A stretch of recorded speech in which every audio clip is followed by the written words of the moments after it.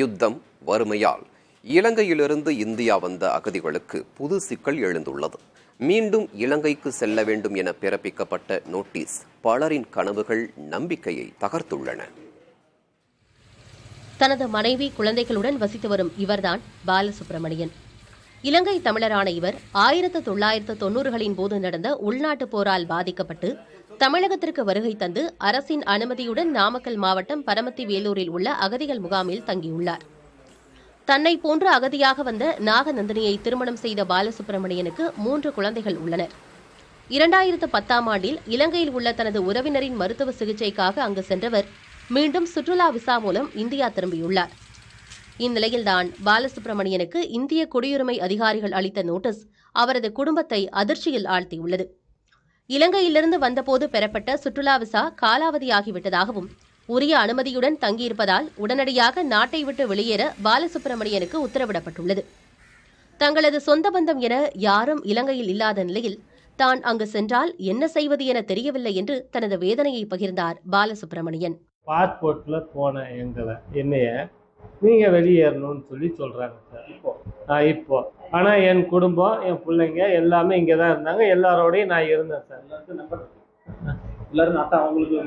அவங்களுக்கு அட்டை எல்லாமே இருக்கு சார். நான் தான் குடும்ப தலைவராக இருந்தேன். தனது கணவர் பாலசுப்ரமணியனை மட்டுமே நம்பி இங்கு வாழ்ந்து வருவதாக கூறிய அவரது மனைவி நாகநந்தினி, மத்திய மாநில அரசு தங்களது முடிவை பரிசீலனை செய்து தனது கணவர் இந்தியாவில் தொடர்ந்து தங்கியிருக்க அனுமதி அளிக்க வேண்டும் என கண்ணீர் மல்க கோரிக்கை வைத்தார். 13 வருஷம் ஆகி மறுபடியும் எங்களை அவரை போன்னு சொன்னா அப்ப நாங்க எங்களுக்கான இது என்ன இருக்குங்க சார்? எங்களுக்கானது என்ன இருக்கு? அவர் நம்பி தான் நாங்களே இருக்கோம். என் குழந்தைங்களும் இருக்கு, படிச்சிருக்காங்க. படிச்சதுக்கான எந்த ஒரு இதுவுமே இல்லை. அப்ப குழந்தைங்க என்ன பண்றது, நாங்க என்ன பண்றது? அவரை அனுப்பிச்சிட்டு நாங்க என்ன பண்ண முடியும்? இது வெறும் பாலசுப்ரமணியன், நாகநந்தினியோடு முடிந்துவிடவில்லை.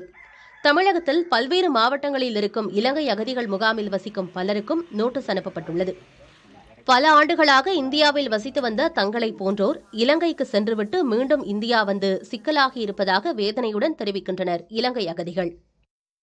எங்களுடைய வாழ்க்கையில் பாதி காலத்தை நாங்கள் இங்கேயே வாழ்ந்துட்டோம். மீதி இருக்கிற எனக்கு இன்றைக்கி 12 வயசில் வந்தேன். இன்றைக்கி எனக்கு 45 வயசு ஆயிடுச்சு.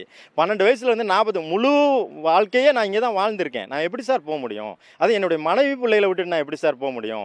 அவங்களுக்கெல்லாம் இங்கே ஆதாரம் இருக்குது, அவங்க பதிவில் இருக்காங்க, எல்லாம் இருக்காங்க. அதே மாதிரி ஒரு கருணையோட அடிப்படையில் எங்களையும் அதில் இணைச்சிக்கலாம்ல, அதுதான் நான் கேட்குறோம். ஆனால் எதிர்காலத்தை என்னவா அரசுகள் முடிவு பண்ணுதோ அது வரைக்கும் குடும்பத்தோட தங்கி இருக்கிறதுக்கு ஒரு லாங் டேர்ம் விசா கொடுக்கலாம். அப்படி இல்லைன்னா இங்கே இருக்கிறவங்கள திருமணம் பண்ணியிருக்கிறவங்க அல்லது இங்கே இருக்கிற குழந்தைங்கள்லாம் இங்கே இருக்கிறாங்க, ஃபேமிலியே இங்கே இருக்குன்னா அவங்களுக்கு ஸ்பெஷல் ப்ரொவிஷன் ஆக்ட் கீழே அவங்களுக்கு ஸ்பெஷல் விசா கொடுக்கலாம். இந்த மாதிரியான ஏற்கனவே இருக்கிற எல்லா வாய்ப்புகளும் இந்த மக்களுக்கும் பயன்படுத்தி அவங்களுக்கான பிரச்சனைகளை தீர்வு காணணும்னு நினைக்கிறேன்.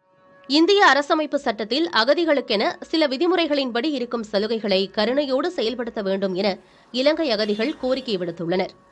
பல ஆண்டுகளாக இந்தியாவில் வசிக்கும் அவர்கள் திடீரென இலங்கைக்கு செல்ல வேண்டுமென்றால் எப்படி செல்வது என்ற கேள்விக்கு என்ன பதில் வைத்திருக்கிறது மத்திய மாநில அரசுகள்? புதிய தலைமுறைக்காக ஒளிப்பதிவாளர் லட்சுமணனுடன் செய்தியாளர்கள் துரைசாமி மற்றும் மணிகண்ட பிரபு.